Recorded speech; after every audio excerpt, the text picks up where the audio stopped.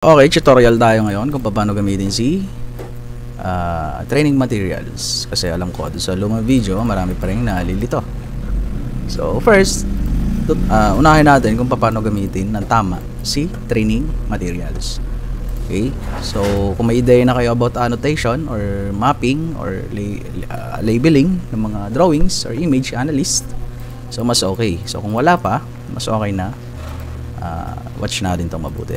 Okay. So first, punta muna tayo sa training materials. So sa training materials, sa application 4, pwede natin balik-balikan yon just in case na hindi natin makita. Sa pinakababa, makikita natin si training materials. Yan. So ito yung Discord channel natin. Ito yung GC natin sa Messenger, sa mga training. So first, open muna natin si link ng training materials. Alam ko dito marami naguguluhan, which is napakasimple lang. So, mas okay na siguro na i-clarify uli natin para mas maunawaan natin mabuti. So, yung link na to, as you can see, mayroon na naka-view. Ayan, basahin lang natin mabuti lahat na nakasulat. Ayan. So, pwede nyo akong message yan at yung contact support natin. And then, dito sa step 1, so itong video na to, ito yung tutorial na luma kung paano i-download si software. So, ngayon, papalitan na natin to. Okay? Ang ilalagay natin dito is itong nare-record natin para mas kumpleto. Kasi ito, luma na. Medyo kulang-kulang. Binasta-basta ko lang yun eh. So, sa step 1, ignore nyo na lang to. Nakasulat naman dyan is optional or if. So, pag may mga if, huwag nyo nang pansinin. Basta napagana nyo yung software, yung offline task, then all goods na kayo. Okay? Sa step 2, natin ito yung mga important files na kailangan natin i-download. So, una, kung wala tayong WinRAR as a extractor ng mga files, kasi ito, naka-RAR. So, kung wala kayo hindi siya may extract. Either kung meron kayong WinZip, alam ko yung zip nakakapag-extract din, pero ito mostly ganito lang ginagawa ko. Download natin yan para mas madali, no? So dalawang klase ang WinRAR. It's either 32-bit yung operating system mo, ayun, or 64-bit. Pero mostly 64-bit yung operating system na ginagamit natin. Kasi kung 32-bit yan, I think that's luma na or mabagal yung ating PC. So mas okay ito na lang. So click nyo lang yan, then download. So once na download nyo yan, lalabas yan doon. Okay? Tapos close yun na uli. Yan. Then next, okay, gagawin lang natin is run as administrator. Then yes, ano pala siya, installer na mismo ng WinRAR. So medyo nalulutang ako. Then click install. So lalabas yan, then okay nyo lang, then done. So once na nag-done na yan, meron ka ng WinRAR. Then pag may lumabas dyan na kung ano-ano, close nyo na lang after nyo ma-install. Okay, then next, download mo si software. So click mo lang yan, madadari ka na uli sa link nun ng file. Then click mo lang si download. Yan, yung arrow down sa right corner. After ma-download, lalabas ulit ito. Download anyway, then yun. Okay, after nyo mag-download, sunod yan sa A. So itong B, ignore nyo na para hindi na kayo magulumihanan. Ginagamit lang siya pag may mga missing DLL. Pero mostly lumalabas lang to kapag inilabas natin yung application sa loob ng folder tapos niran natin. Or talagang may ganitong mga senaryo, mas okay na sabihin nyo agad sa amin para matulungan namin kayo. So optional yan. Option 1, download and install to. On option 2, ito din. Then after nyo ma-download, extract nyo si file. Ganun lang. So optional to. So kung gumana naman yung software after nyo ma-download, then wag nyo nang pansinin to. Okay? Ang importante dito is yung A and yung C. Okay? Yung C, yung files, kailangan natin i-download yan para makapag-practice tayo. Yan. Click nyo si download. Yan. Down sa upper right corner yung arrow down, then click download anyway. Check natin, lalabas doon. Sana. Ayun, nagda-download na siya. So, the next, close. Ito naman yung videos nung offline maps kung paano siya gawin. So, pwede natin download para may ideya tayo kung paano ginagawa. Ulit. Download natin. Ayun. So, after natin ma-download si C, extract lang natin siya. Yan, click nyo yung arrow down sa baba. Yan. Then pag lumabas yung download anyway, close na natin yun. Then download anyway. Yan. After mo download yung tatlo, yung apat. So ito, 1, 2, 3. Yung sa C, 3 and 4. So A and C lang. Okay, itong mga to optional. Okay, click natin si folder. Yun. So tatlo yun.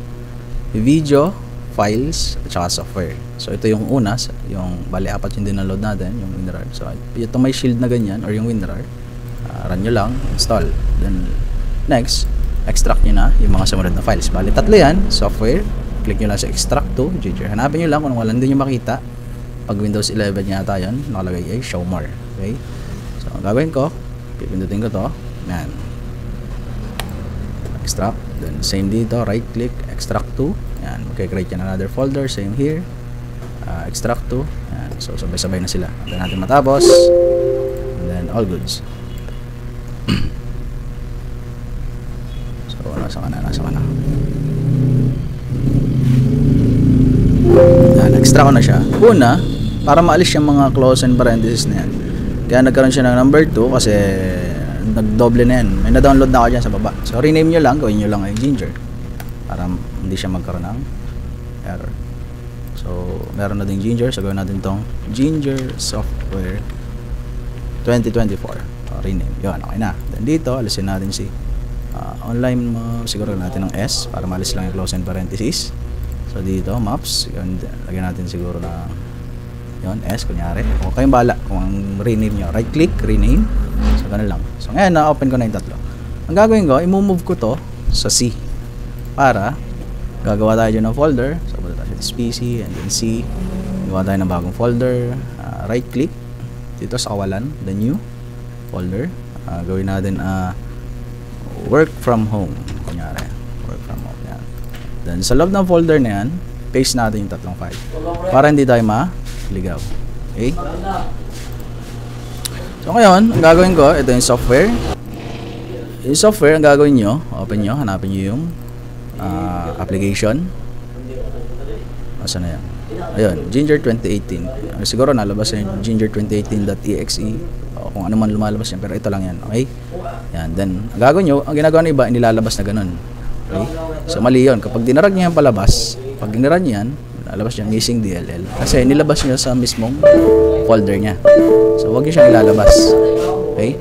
So balik niyo lang siya doon. Yan, then refresh.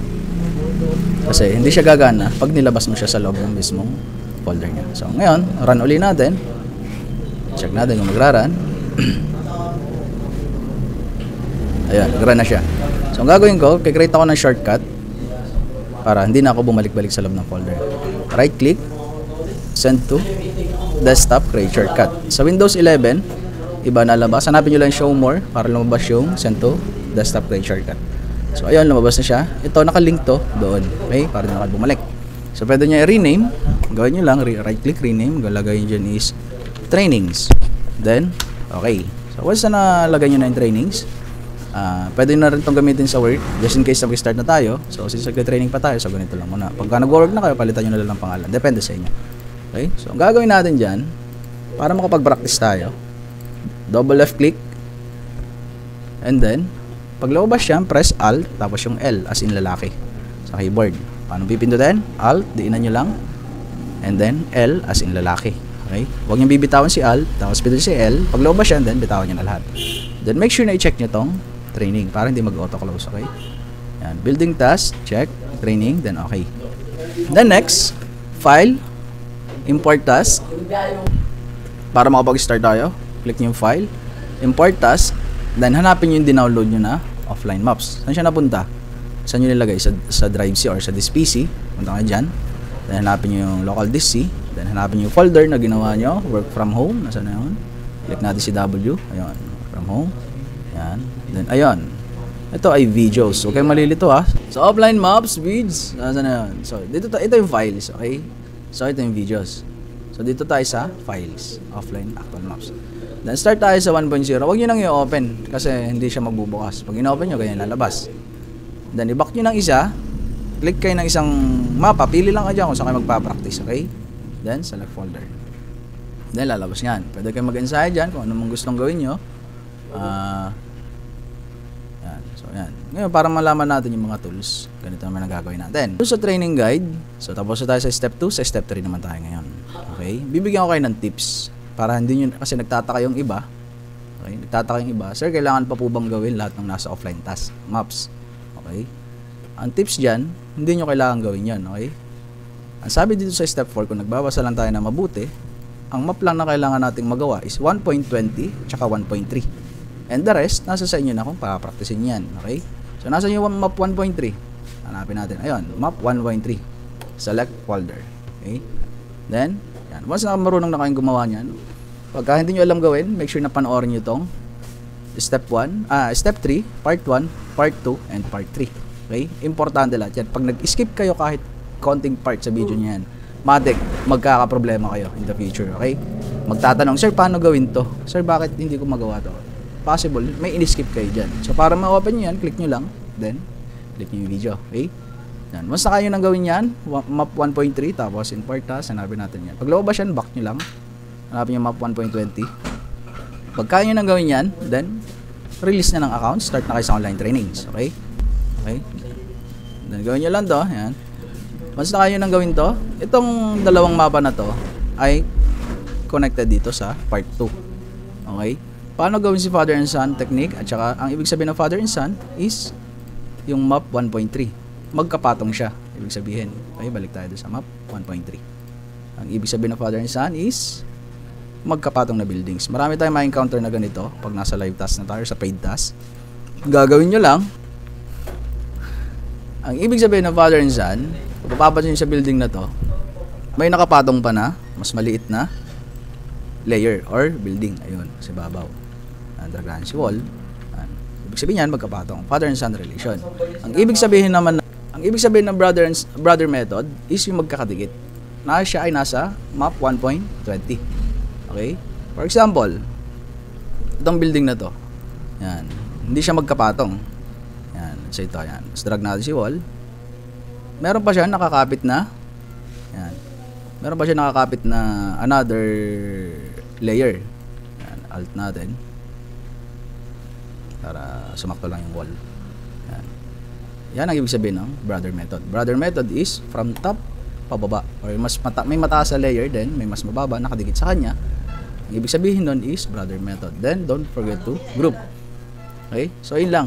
Okay? Pag hindi tayo nagbabasa, so magugulumihanan yung utak natin. So again, mask tool, nandiyan na din. So bigyan ko kayo na example kung paano gawin o kung paano panoorin tong tutorial na to. So open yung link ng video. Ayan. Dito kung mapapansin nyo sa baba, merong description. Ayan. So make sure i-open yung description. Okay? Ayan. So for example, ayan, paano gamitin si Control S, paano gamitin si W, paano mag-drag ng mapa, paano hover technique, paano mag-zoom in, zoom out, paano yung select tool, confirm, delete label, backspace on keyboard, etc. etc. For example, nalimutan natin gamitin si copy-paste ng wall direction or vector. Nalimutan natin. Or paano mag-unlock ng wall 3D direction or vector, lock-unlock. So, ayoko may magtatanong siya, sir, paano po gamitin yung F-tool? Ibig sabihin, hindi ka nanood ng training. Kasi, either, karamihan talaga, nung nagtanong sa akin, is tinatamad manood. Gusto instant. So, dito, walang instant. Lahat kami dumaan dyan. Hindi naman pwedeng ikaw, nandun ka na agad sa taas, hindi ka dumaan dun sa pinagdaanan namin, okay? So, make sure konting basa lang. So, once na hinanap mo si F-tool, di mo naintindihan, i-click mo lang si number. Okay? Si F. Ito naman yung katabi niya, si F. Right angle. Okay? Let's say nakakalimutan natin si Alt tool. Hanapin mo dyan. Click mo sa gilid si number. Gagamitan nyo ng Alt. So, every steps, itinuturo dyan manually. Yung tools. Okay?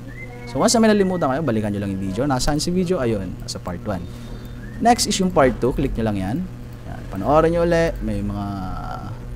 Yan. I think 20 minutes lang naman to. Kaya nyo pagtsagaan yan. Kasi itong online training, one time lang naman to eh. Once na matapos nyo sa trainings yung mga mapa nyo, then lifetime nyo na magagamit yun as working questions. So, hanggang dito na lang siguro. Tapos na tayo regarding sa mga sa tools, properties and training materials, company overview. Na-explain ko na, forms and links, referral, and salary, and questions. Kung may tanong kayo.